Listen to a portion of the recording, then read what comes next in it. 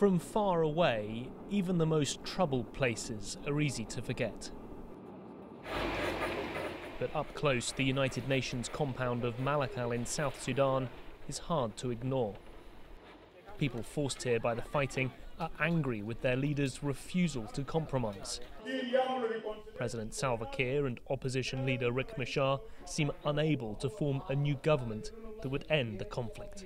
I think the whole region is focused on this crisis. There's no shortage of attention to South Sudan. There's a shortage of political will to bring peace to South Sudan on the part of the leaders. That's the problem. For years, Somalia's capital, Mogadishu, was a place many tried to forget.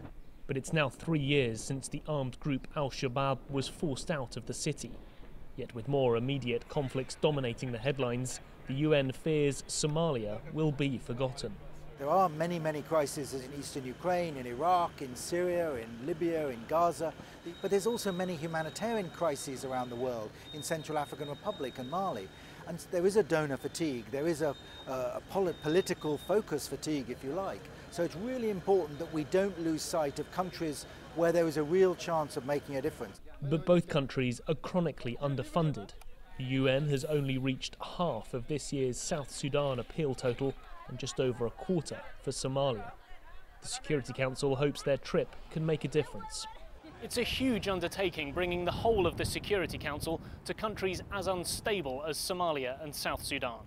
They do it because they say they want to see the situation firsthand so they can redouble their efforts when they return to New York.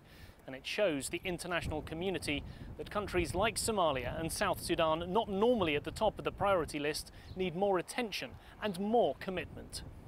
With convoys at the ready and peacekeepers on patrol, the United Nations is determined these do not become forgotten conflicts. But they can only do that if the funding is also not forgotten. Nick Harper, CCTV, Mogadishu, Somalia.